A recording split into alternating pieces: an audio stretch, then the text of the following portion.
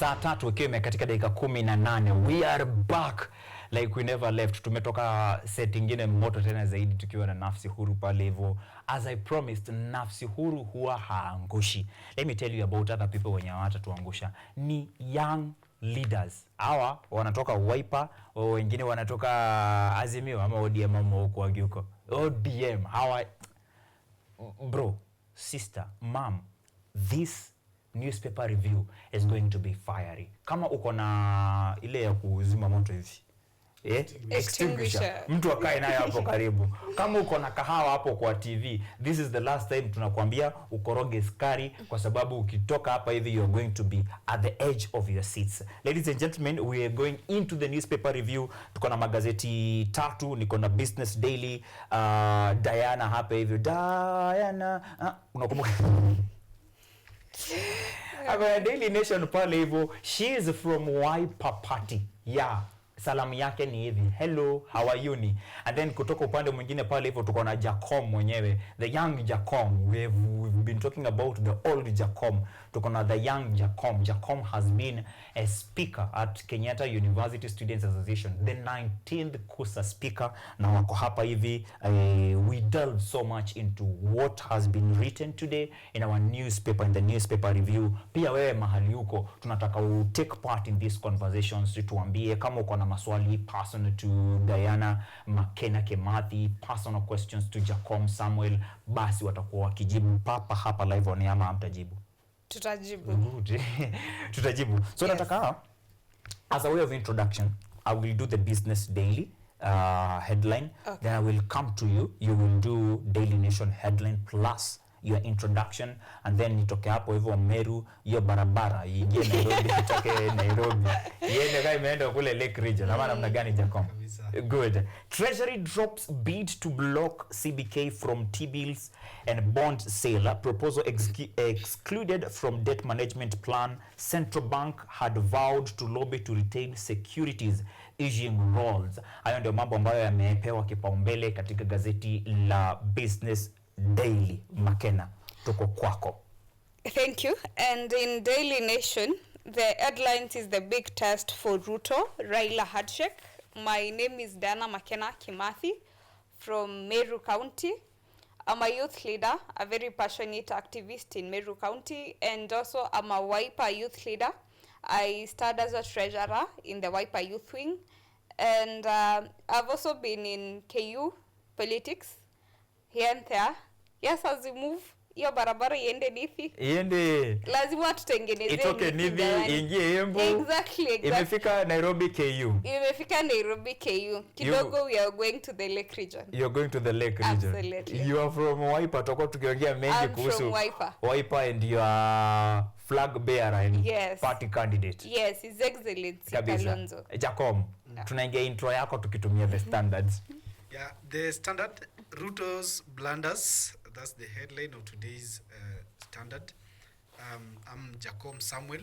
I'm a village boy from Bondo constituency, that's in Siaya County. The same constituency of Raila Odinga. Currently, I'm a student at Kenyatta University. I'm a 4th year student pursuing Bachelor of Education Arts. I'm also a politician. I've been a student leader, the 19th KUSA speaker, also Congress Nyafo. I'm also a party leader of the TNC party. TNC so, party. That's the Nexus conversation. The Nexus.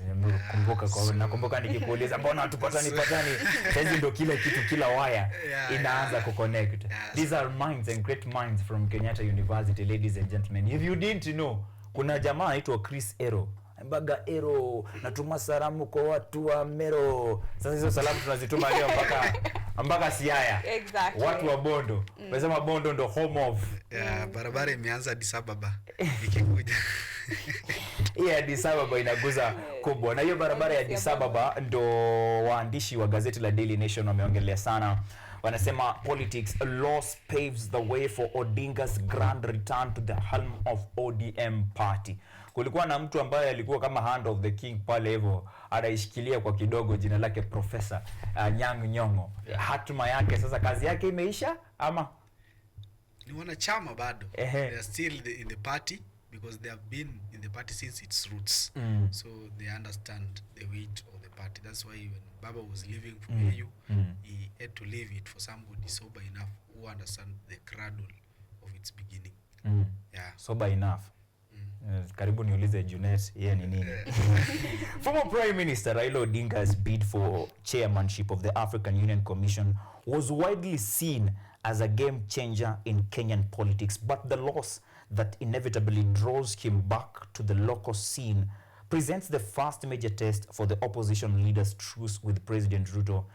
Hii ni story ambayo iko kwa page 4, page 5. It's about a truce. A truce, if truce unajua ukuja baada ya war. Yeah. Na kama kulikuwa na war basi inamaanisha Odinga was not alone in this war. Yes. Alikuwa na deputy party leader wa NARC Kenya Martha Karua ambaye alikuwa akue DP wake. Amekuwa kwa hiyo struggle na Wiper party leader, your party leader Kalonzo Musyoka senior counsel. Alikuwa hapo hivyo na watu kama Uhuru Kenyatta, but today Daily Nation inaongea kuhusu Raila Odinga and William Ruto. At that particular point, how do you feel wewe kama mtu ambaye anatoka kwa Wiper party?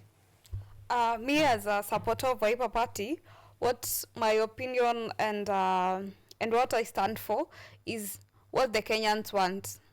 Remember that the problem we have currently is not a problem with Raila. It's not a Raila problem. The problem is the bad governance which is currently found in this government. We have checked the cases of abductions.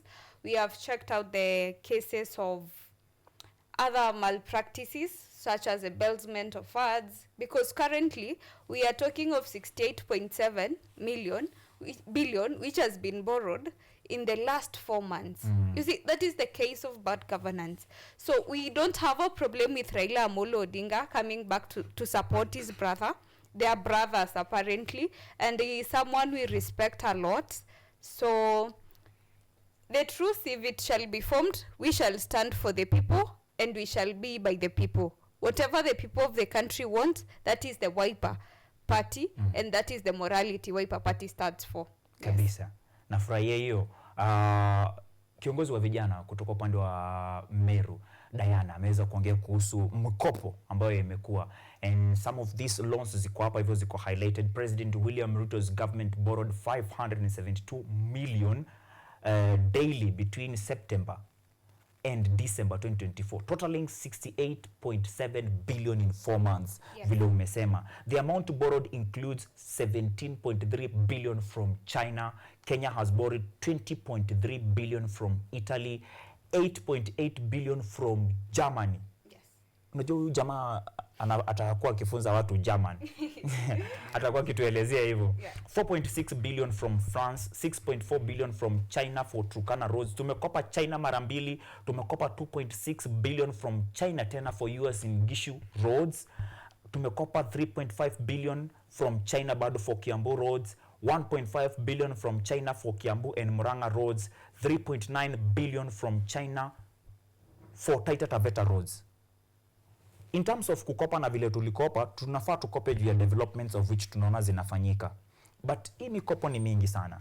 Jacom, umekuwa a speaker of a whole university students association, Kenyatta University, the premier university in Kenya.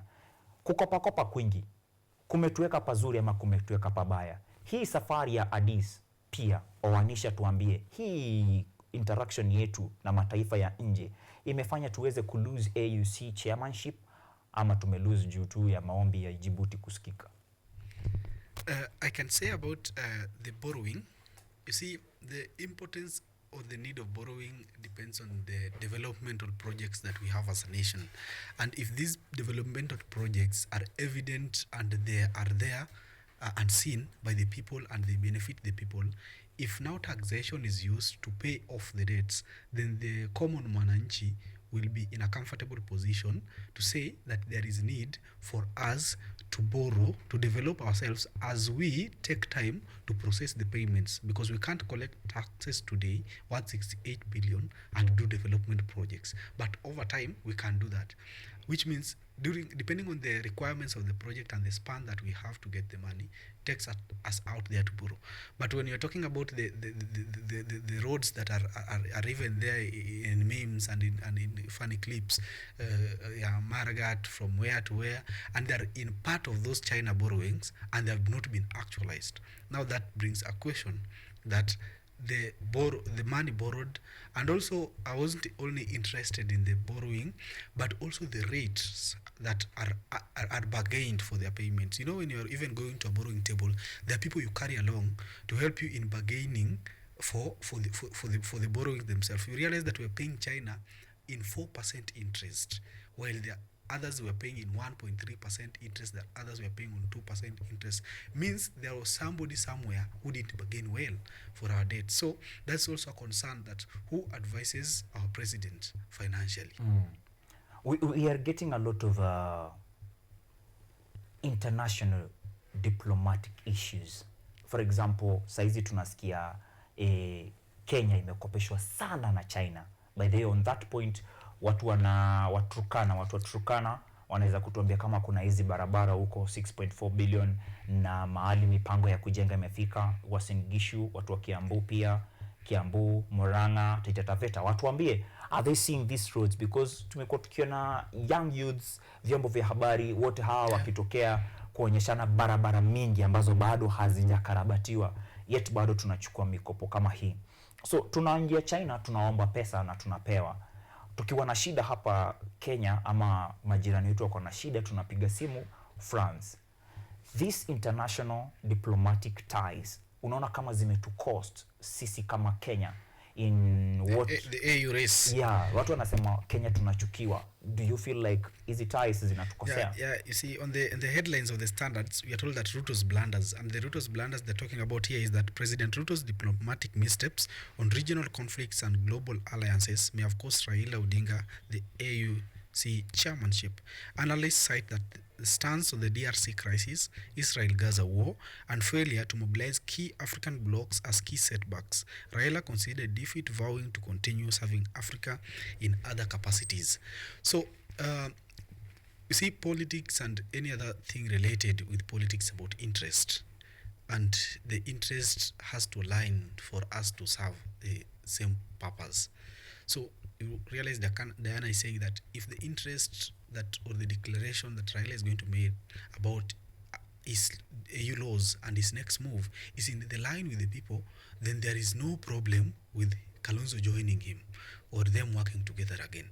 So it means that the interest that the other nations have, you find that when we engage ourselves in stance with the DRC Congo, we are not engaging ourselves in a war with a country. We are engaging ourselves with a war with a bloc. Like you see, we have the blocks like the SADS, the ECOWAS, the COMESA. So these blocks, they become our enemies, because at this point, when somebody gets into a war with Tanzania, we are their neighbors, and we are the East Africa community who would like to protect them. And when now that person has an interest, we will have to go against the interest of that particular person.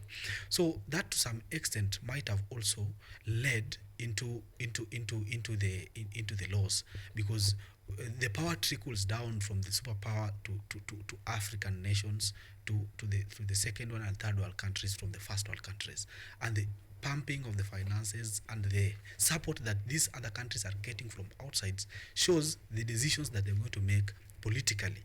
So if China is not in agreement with USA, and they are supporting and USA is giving support maybe to Uganda, and then that makes Museveni not to turn up to vote, because he will have voted somebody who may be an enemy of his boss. So that's something that may have also led. But to me, to my thinking, politics is determined by language, politics it's determined by race, it is determined by region, and it's determined by a lot of factors, and also religion, which affected the AU chairmanship position. You find that the religion determined who they are going to vote. That people are going to say, we are Muslim regions, we are going to vote this person, because we need Muslim leadership. There are people who say that we are Anglophones and we are Francophones.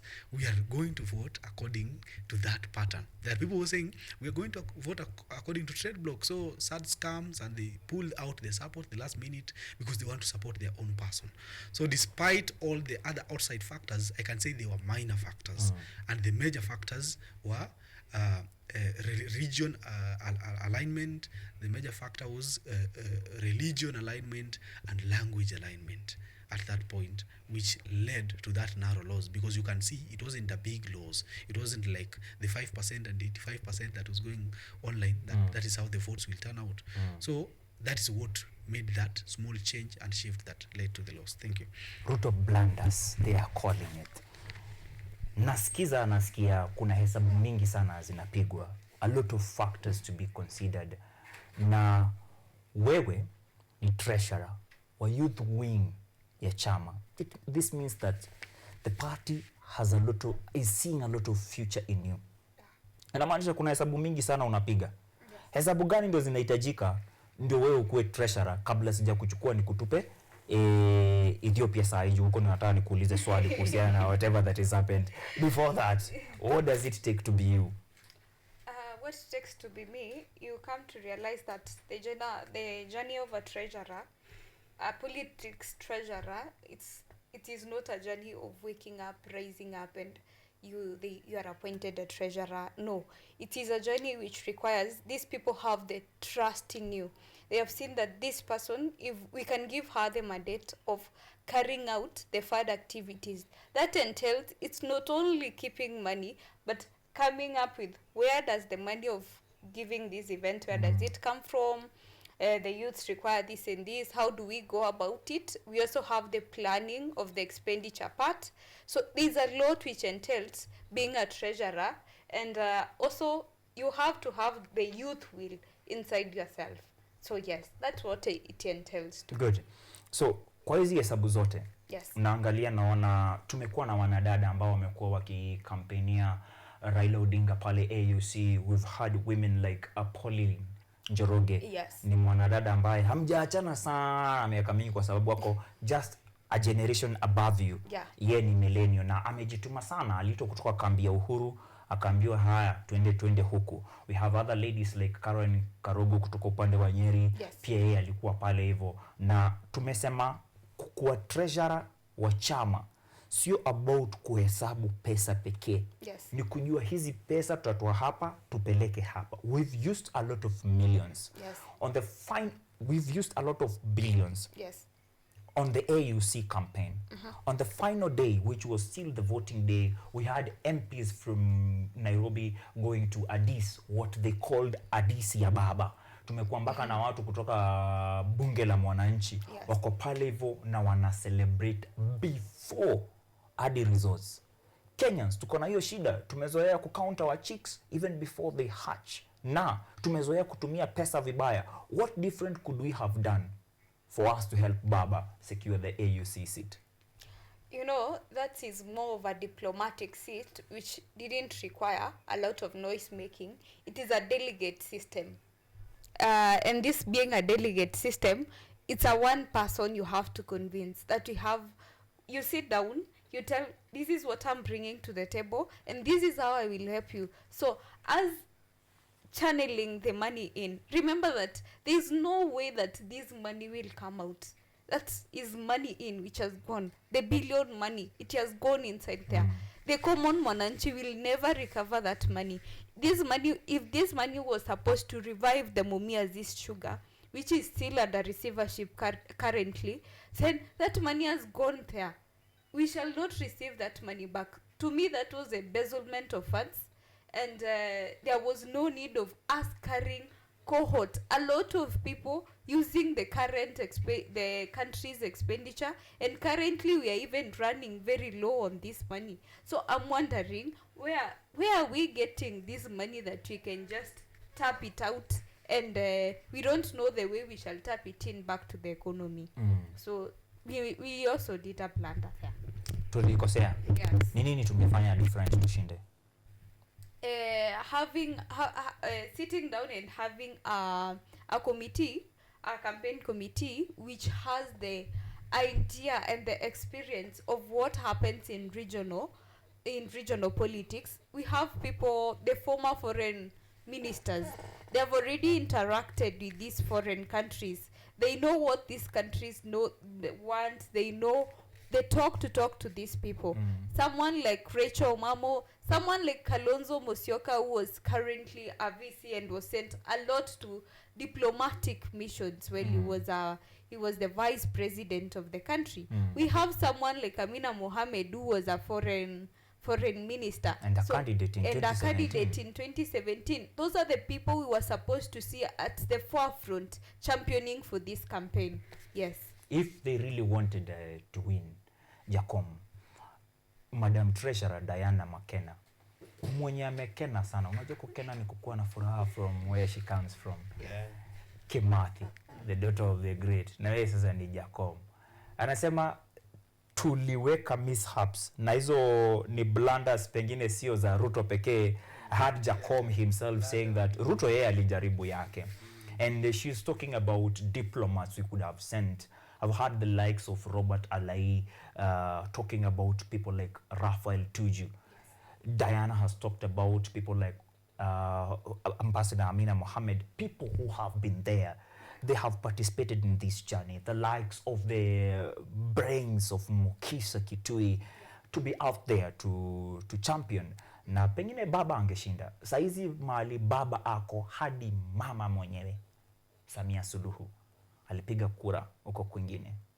DRC wanasema mambo ya Kenya Z.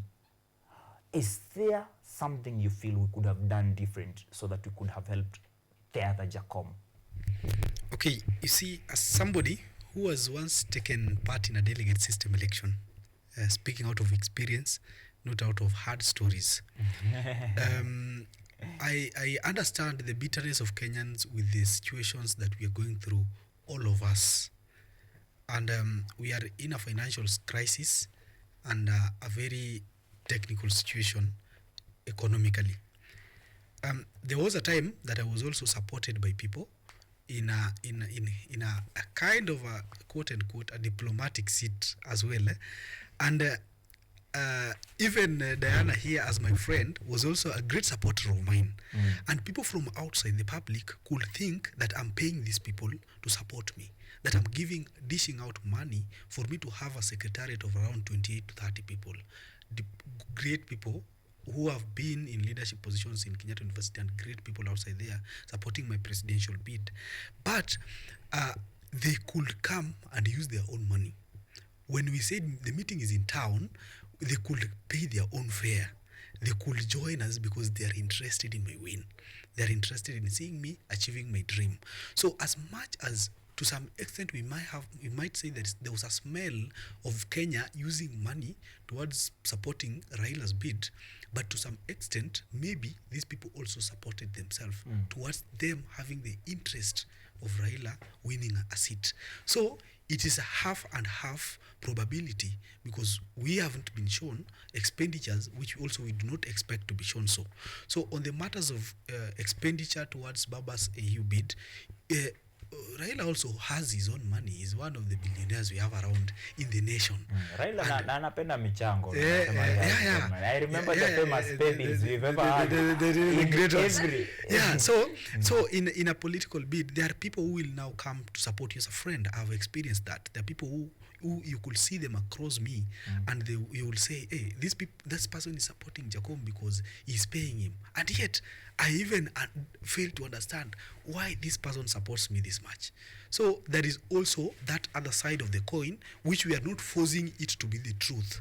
We are just revealing the other side of the coin from my own experience as a person of what I've gone through my political path. Coming back to the wrangles and how voting turns out. Let me tell you something. There is this thing that is called a predetermined, it's called prejudice. It's a determination of who you're going to vote without even listening to the agendas and manifestos. And despite, I lost an election with the best secretariat, the ones who have been everything, the ones who have lost and won. And yet they sat down with the delegates telling them what we could do best, what we could do better, but still the delegates didn't listen to that. Why? Because there is this delegate who is going to vote because he is a lawyer. So he's going to vote for his lawyer brother. There is this delegate who is going to vote because he's going to vote for a classmate. There is this delegate who is going to vote because he's going to vote for a village mate. There is this delegate that's saying, this man, we were with him in high school. So I'm going to vote it out of that. Not because he's a good leader, but he was my classmate in high school. He is my political mentor. It doesn't mean that is it. So the likes of Samia didn't vote Baba not because he hates him, but because she's a Muslim. Na Muslim wao walikuwa wameamua kupea mmoja wetu. Exactly. So even if you could have taken Tuju, Mamo and Amina Mohammed seated with her, she could have still voted a Muslim. What about Museveni's younger brother? So you see, there is that like I said, there is that prejudice of what you're voting, of who you're voting. And like I said, in politics, people will want me to say something different, but people vote because of race, people vote because of language, people vote because of religion, and people vote because of interest and personal relationship. Five major factors that affect how somebody is going to vote. So Baba might have done everything towards his win, but things may not have turned out the way we expected because of such factors. I once did everything that I could, and even the candidates that we stood with, they were there to vote, but now out of petty reasons which you even fail to understand. Yeah. Not because they want a good leader. You see, some of us then will complain that no, we needed a young leader, and yet the three of them weren't young.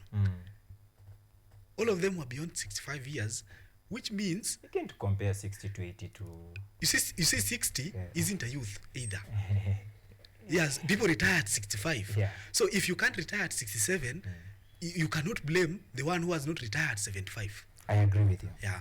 So it's a big test for Ruto and Raila. I want us now to close the issue of Raila and AUC so that we can come back to Kenya. We have a lot to talk about, and I wouldn't want to do that without giving you a chance to give you a final submission on this issue. What next for Kenya? Daily Nation are saying it's a big test for Ruto, Raila handshake. Let's call it a handshake. Hata wao wanaiweka in quotes. Hatujui kama ni handshake ama si handshake. But what next for Kenyan politics from where you sit as a youth? So thank you. What next for Kenyan politics? We have different approaches. One, Baba might prefer to come back to his major seat, which is the opposition, and is so welcome in Tata. Why are you calling it leisure? No. He has been there. He has been there. And You guys are saying we are in the government right now. We are not opposition. No. But Junet analia anasema we don't feel this broad-based Can you in imagine parliament. that? They're still crying outside there. Meaning, they themselves, they feel that it's an oppressive government. To them, even after they were welcomed to the broad-based government, it's still oppressing them. Which the other point, they might prefer to get an handshake. But does that really wash away the sins of the other man? That doesn't wash away the sins of the other man. That doesn't make him pure. Do you think the other man is still the problem that we need to do away with? We have said it is not an individual problem. We are here to fight. We say the head rots, the fish rots from the head, right? So that is why we want to change this head. If we want to continue, if you want the fish if to you want, be healthy, yes, if you want to move forward, if you want more projects, if you want the voice of the youth to be heard, if we want really justice, then we shall have to change that head. Otherwise, we shall still be in the same basket of crime. Is that what Kenyans want? Kenyans don't want that from where you sit. So what is the solution now? Baba, they worked so hard to send him away to Addis Ababa. In fact, they call it his. It says Addis Ababa. But he has fallen short not of glory of God, but glory of Africa. And he is back to Kenya. According to you, what's the end goal? Can Jacom retire? Are you retiring now that you are in 40 years?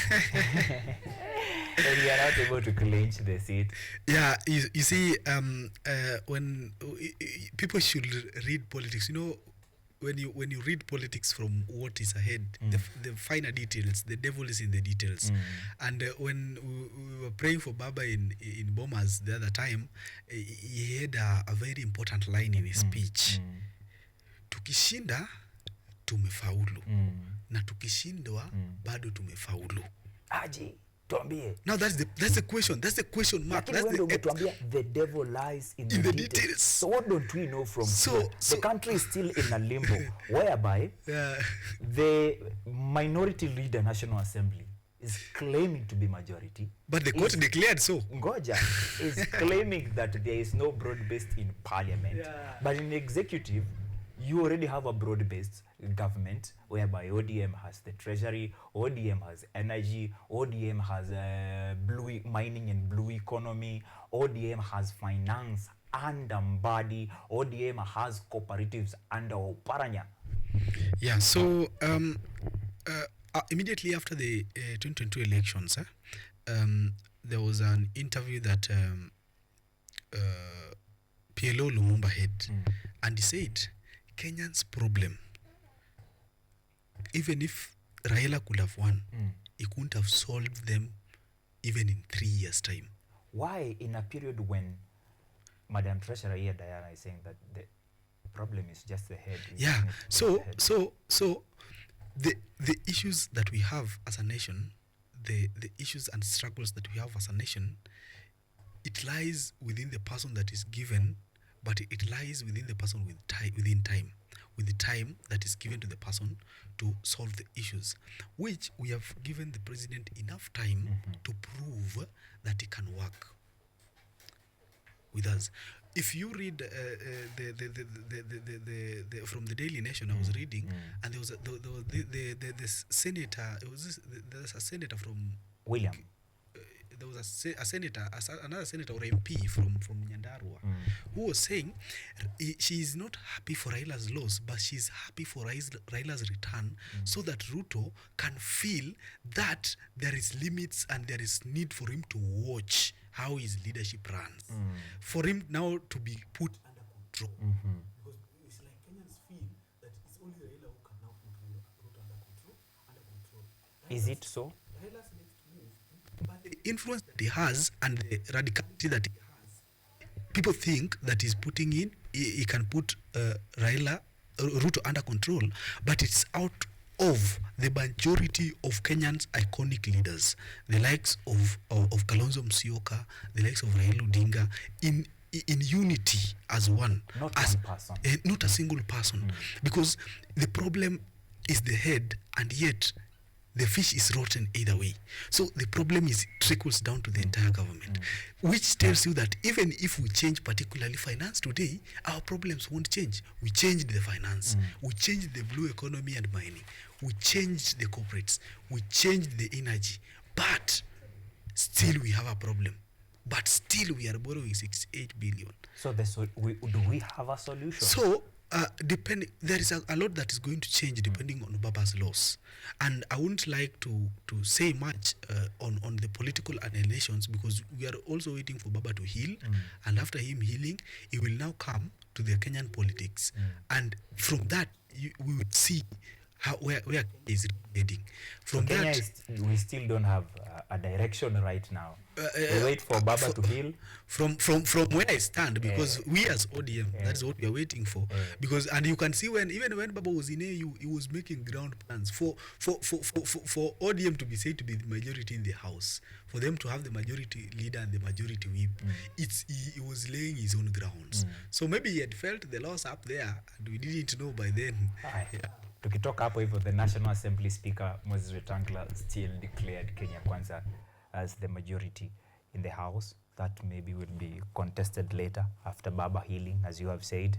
It's a wait and see issue. Yeah, that's a wait and see issue. Let's go to Baringo and mourn with Kenyans, whereby we lost William Cheptumo, a man who ended Moi hegemony in Baringo, bows out due to long illness. Say ladies first. We start with you. Your condolences to the people of Kenya, the people of Baringo. before going to the counties? So we are sending our condolences to Mzee William. He died at a very young age. 57, it's very, very, very young. Very young. Yeah, that's a youth. You're the leader. You're the youth. Lakini unakumbuka mood ya Wori? Kuna wakati alikuwa amepewa representation role ya youth at 90. At 90. That is very wrong. I'll come to my brother. Yeah. In ODM, they have also they had given a very old person a youth seat, which is very wrong. Wamezoea sana, which is against the rules of the significant groups in the center of multi-party democracy. That is something you should know. No. Because I'm Jacob and you may think I'm a Very big person and yet I'm a youth. Not the memes. Even Charles Ketora in ODM is not still a youth. He's a youth because he's above 35. There's no way a youth representative can be above 35. That's another generation. Good. Jacob. Yeah. Yeah, so besides my condolences, Kenyans and mostly the Baringo County, they haven't just lost a senator. You can see they have lost a leader, somebody who held a bold step.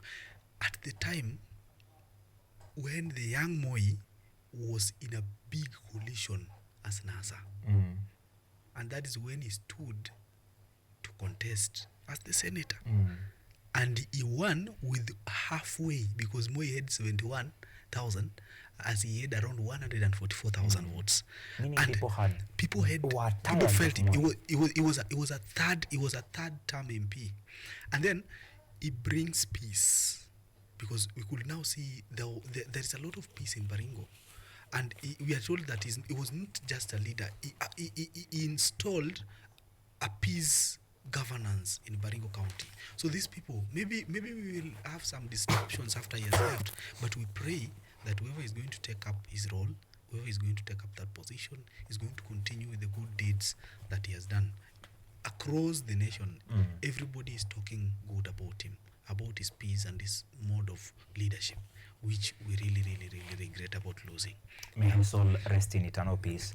I love Before people. we proceed, I would like to say this: for justice to be given to the people of Baringo, they need representation as quick as possible. But remember that we have not reconstituted our IBC. Yeah. So will they stay with no representation? So let the people of Baringo be given justice and let the parliament reconstitute the IBC as quick as possible. So the lack of IEBC in Kenya yes, is an act of injustice it is to the an people act of Kenya. It is an act of injustice. You can imagine there's a place where we have, is it 7 MPs?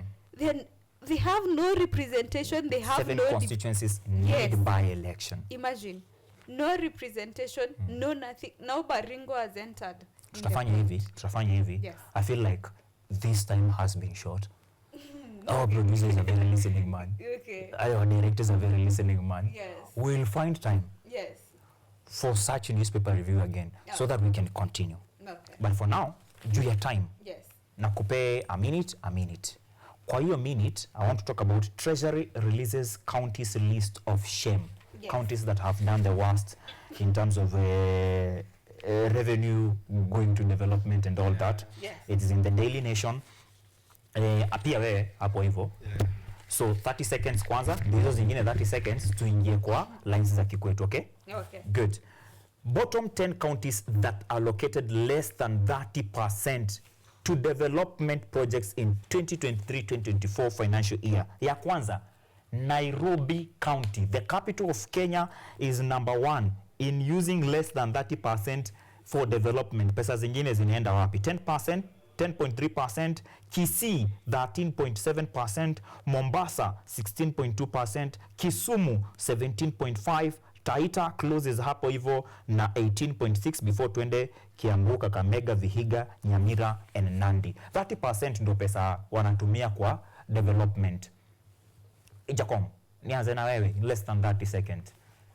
solution ni gani hapa? Shida ni gani? I'm disappointed in Kisumu. I'm disappointed in Nairobi. Imagine, The cities, and Professor is a very some guy who should really like focus much on development. But you can also see that Kisumu has also developed much in his first tenure. So about development, you see, maybe just to explain a bit, you see, there are those funds that goes into developments and the funds that maybe are used to do other payments of the county bills, because they are out of devolution. There are some salaries that are paid from the counties, but that doesn't even mean that my county, which is there, Sia County, which is doing like 30%, is doing good. So we shouldn't like be praying or praising the lesser devil. Yeah, so we are really doing much low as a country. I'm proud of counties like I'm also disappointed in counties like Wajir, because they really need more of development funds in those regions. And they should do much as a county, as counties, because of the professionalism. I'm proud about Homa Bay, because you can see a county led by a woman, which many doubted the leadership at the very beginning, and even the party rejected the support that the party was given. They were given, but she's doing greatly well in terms of development of the county. So that's also a point to notice. I'm proud of Governor Wanga too in terms of development. Mahali kuna shida sana ni anaimba sana, ana praise sana. Diana, 30 seconds hapo hivyo. Tutakuja lines za Kikwetu, tayarisha yako hapo. So yes, what the word Jacom was looking for was the recurrent expenditure. That we have so many people who are working and the money goes to their salaries. But at the same time, checking a county like Nairobi, we have been complaining about the drainage system in Nairobi. And that's something which really money should be channeled inside there. It's so unfortunate that we are looking, the best counties we are saying have done well, they have done less than 40%. And I think that is not where we are supposed to be. We should be asking ourselves, the main question, where is this money heading to? Maybe these counties, it is the high time that they get a very thorough audit to get the money which flows in and the expenditure on how does that money flow out, because the more the money you pump inside, the most money we expect to pump outside. Kabisa. So thank you. Asante sana Madam Diana Makena Kimathi. She is a young leader. She is Wipers Youth Wing treasurer pale hivyo, wanafanya kazi nzuri tena zaidi. Thank you so much Jacom and Diana, please. Not 30 seconds. Hata saa 4 ishafika manze. 10 seconds each. You close here. You give your closing remark using your lines za Kikwetu, and then Madam will do the same. Yeah, so to me, I will give a proverb from my community that is always given to somebody who is willing to go outside there and try. So with us, we are proud of Baba. He went outside there and tried, and somebody was writing somewhere that he is the only man who can do whatever he wants in Africa, whatever he feels like. So if he feels like vie for you, he will go and vie. If he feels like doing, but with democracy. So in my community, they say, "Ui thogioko." Ui thogioko. thogioko. Thogioko. Thogioko. The man dies in the battlefield. So you, as a man who has died in the battlefield, dies with honor. But we are more proud of the one who left and came back.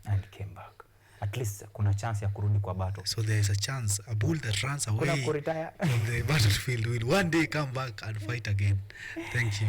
Okay, thank you so much too. Watu wa Meru. Murume. Give us wisdom in your own language. Wisdom in my own language.